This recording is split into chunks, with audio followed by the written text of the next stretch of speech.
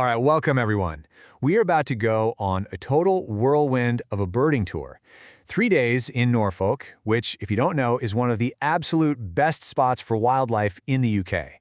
The photography on this trip is just incredible. It really puts you right there in the moment. So, yeah, let's just dive straight in. And look at this, we are starting off strong. What a little gem. This is a goldcrest, which is actually one of the UK's tiniest birds.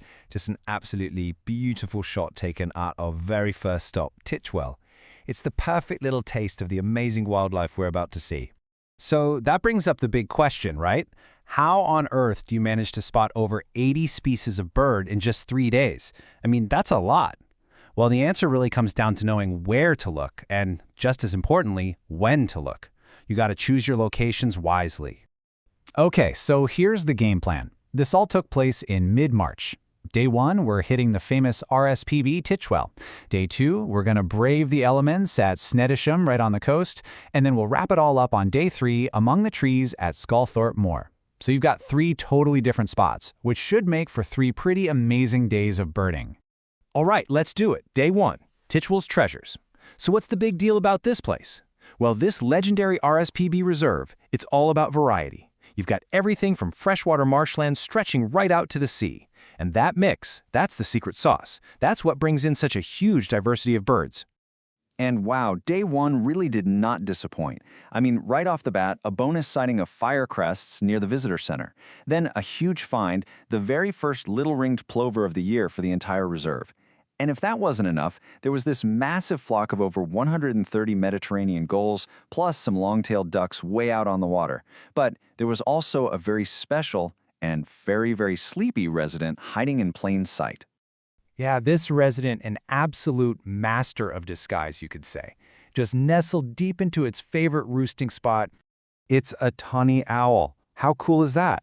It was actually first spotted here back in February 2024. And believe it or not, it's still using the exact same ivy-covered tree. I mean, just look at that camouflage. The way its feathers blend in with the bark and the shadows, it's perfect. What an absolutely fantastic spot by the photographer. You know, Titchwell was just buzzing with life everywhere you looked. Remember I mentioned that huge flock of Mediterranean gulls? Well, here is a stunning close-up of a pair. You just gotta love those jet black heads and bright red beaks. They're completely unmistakable in their summer feathers. The waterfowl were putting on a show too. This right here is a male mallard teal, and that iridescent green patch on its head, wow, it's just electric, isn't it?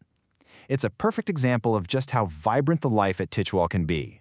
Okay, so for Day 2, we're heading to a much wilder setting. Okay, on to Day 2, Snettisham's shoreline. So, we're trading those sheltered marshes for the wild, open coast. This place is famous for its absolutely enormous flocks of waders and geese. They're all drawn to these vast, nutrient-rich mudflats that get exposed when the tide goes out.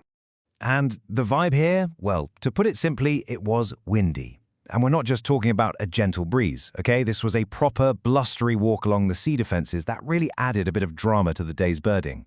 And in conditions like these, you find the birds that are just built for it. Here, out on those huge mud flats, we've got a gray plover. See how its mottled plumage gives it that perfect camouflage? It's an expert at foraging for all the little invertebrates hidden in the mud. And hey, the wind wasn't the only drama going on. You have to check out this incredible action shot. It's perfectly named Avocet Aggression. I mean, you can really feel the energy and that intensity as these birds, which are usually so elegant, just go at it over territory. But what really makes Snettingham so special is just the sheer scale of it all. At one point, there was this big influx, as they called it, of several hundred Brent geese. They landed on the water before heading back out to the fields. Honestly, seeing a flock this big take to the air, it's just a breathtaking spectacle. All right, for our final day, we're leaving the coast and heading inland to a completely different kind of environment. Welcome to Day 3, Sculthorpe Songbirds. This is a hawk and owl trust reserve, and it offers a much more intimate experience. We're getting up close and personal with some beautiful woodland birds. So what's the secret to getting such fantastic views at Sculthorpe? It's all about the well-stocked feeders. They were, to borrow a phrase, drawing the avian crowds. And this lets you get these amazing, close-range photos, and really a chance to study birds that can be pretty shy and hard to see out in the woods. And you know, those feeders gave us the perfect chance for a little side-by-side comparison. On the left, you've got the vibrant yellow and black male siskin. And then on the right, you can see the female, who's a bit more streaked and subtle. Seeing them together like this is just a fantastic lesson in identification, right? Another little star of the show at Sculthorpe was this charismatic marsh tit. What a great bird to get for the trip.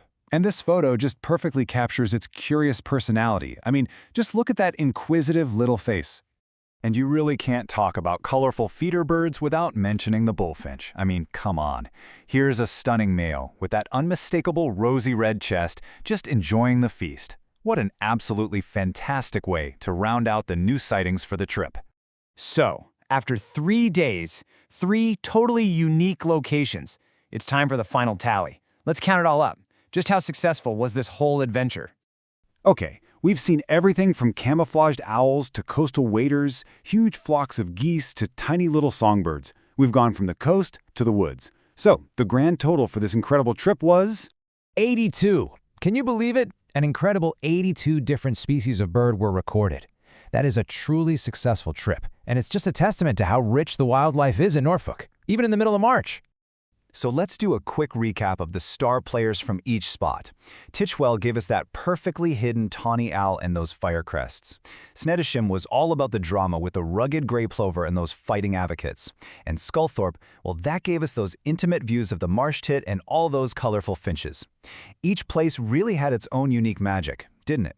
You know, a journey like this proves that incredible wildlife isn't just found in these famous faraway reserves. I mean, Norfolk was obviously spectacular, but it leaves us with one final inspiring thought. What hidden wildlife is just waiting to be discovered in your own local patch? It's worth a look. Thanks for joining me.